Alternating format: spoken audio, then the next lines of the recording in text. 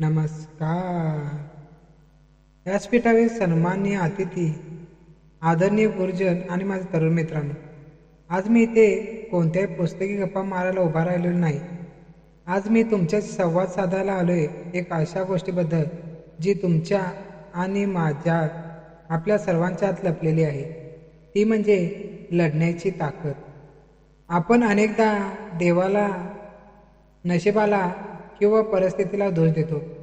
माझ्याकडे पैसे नाहीत, माझ्या घरी परिस्थिती चांगली नाही, मला चांगल्या सोयीसुविधा मिळतल्या नाहीत, अशी अनेक कारणे आपल्या पुढे करतो.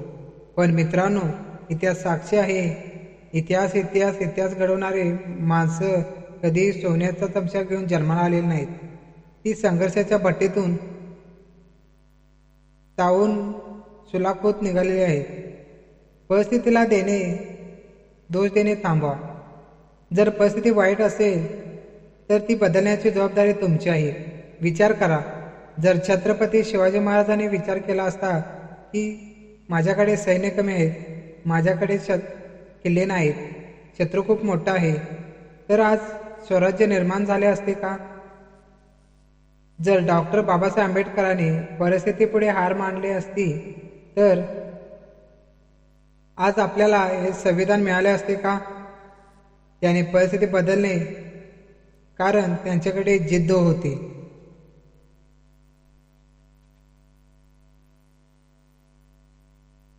आरामदायी आयुष्य सोडा. आजच्या तरुणाईची सर्वात मोठी समस्या काय आहे? आपल्याला कष्ट न करता सगळं काही लगेच हवं असतं.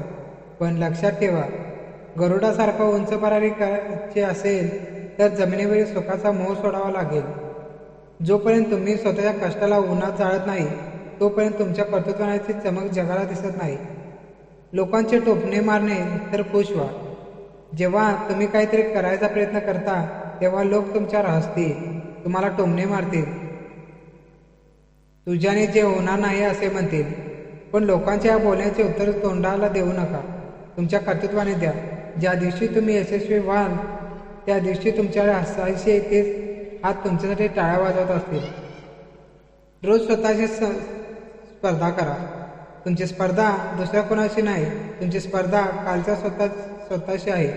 कारण तुम्ही जे होता त्यापेक्षा आज थोडे अधिक चांगले बना. दररोज स्वतःमध्ये 1% तरी सुधारणा करा. वर्षभरात तुम्ही पूर्णपणे बदलून जाल. घाम गाळा, कष्ट करा, स्वतःला सिद्ध करा, शांत